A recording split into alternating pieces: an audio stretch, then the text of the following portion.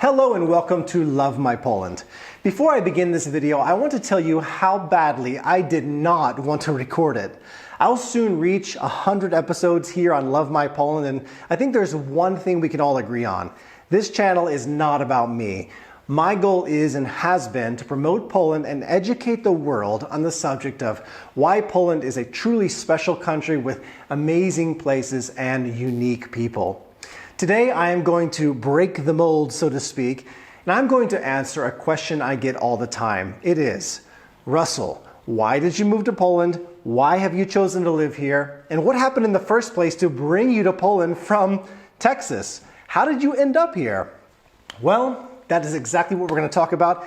It's a really simple answer, but it's a long answer. So I'm going to condense it as much as I can, and it's coming up right now.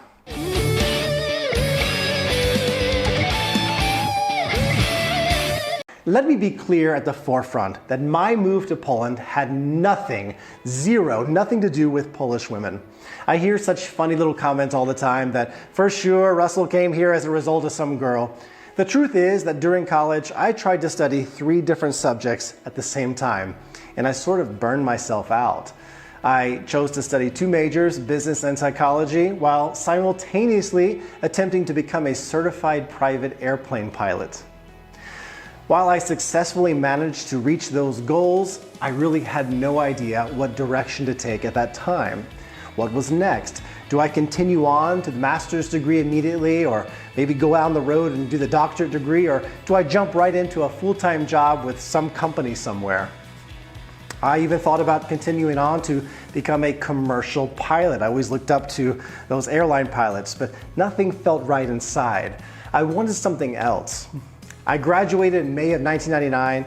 My 6-year relationship with my high school sweetheart had recently fallen apart, came to a bitter end. I was lost.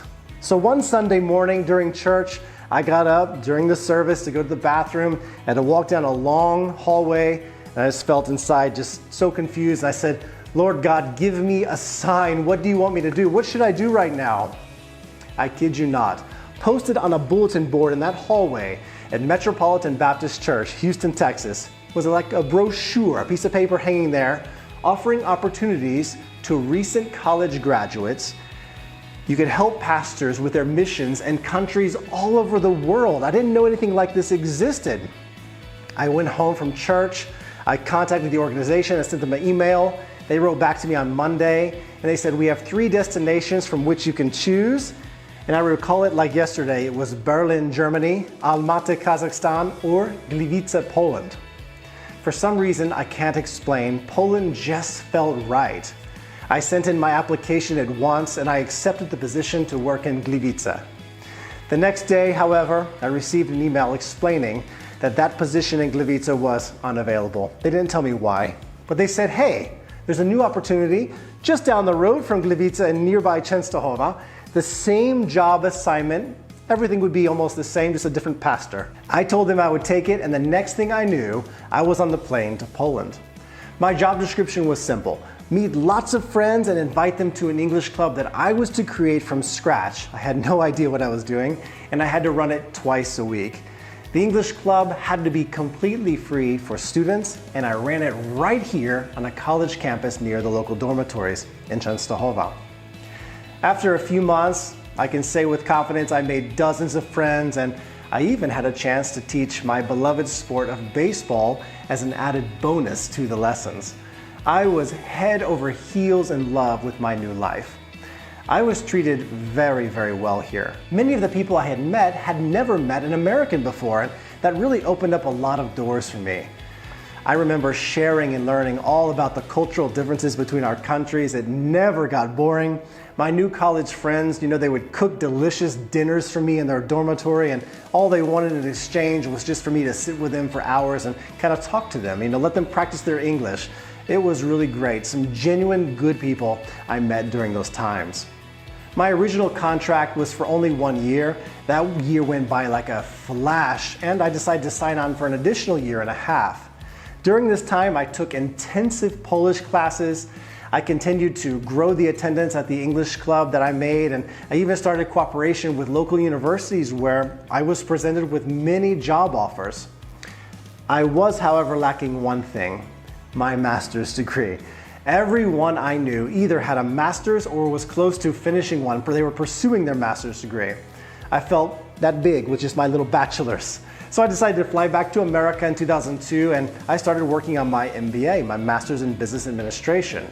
I got a full-time job as an administrator in a hospital during my study time, but nothing felt the same. I just couldn't come home again like I had. All I could do is think about my friends and those 2.5 wonderful years I'd spent in Poland. I miss Poland immensely. I remember even using Garu Garu before Facebook, Garu Garu Messenger, to chat with all of my friends here. The minute I got my diploma, I got back on the plane, I flew back to Częstochowa, and I got my full-time job at a local university here as an English lecturer. And on the side, I decided to open up an English school. And the first 2 students were 2 of my original students from that English club who had been attending. Today, I am really proud to say that my school has over 500 students enrolled. I've been married to a fabulous Polish girl named Katarzyna for 10 years, and we have 3 sons together. I do miss America at times. I try to get back at least twice a year to see family and friends, and they do come to Poland and visit us too. They love Poland as well, my family.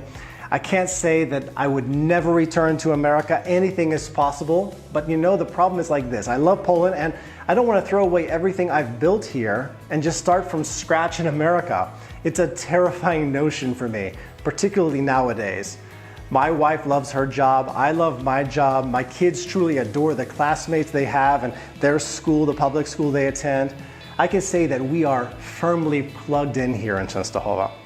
The last thing I'd like to say in regard to the question of why Poland is an explanation for why I decided to create the channel Love My Poland. There are really 2 reasons.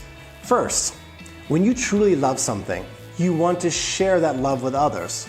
It really comes down to that simple thing. It's me sharing my passion with you.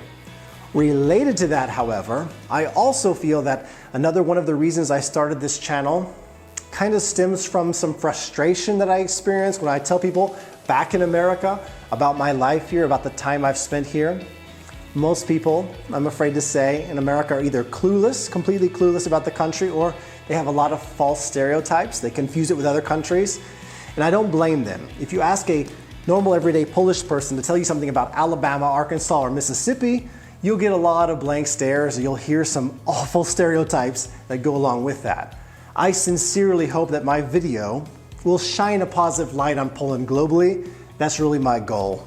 Well, that is my story. I hope you enjoyed it.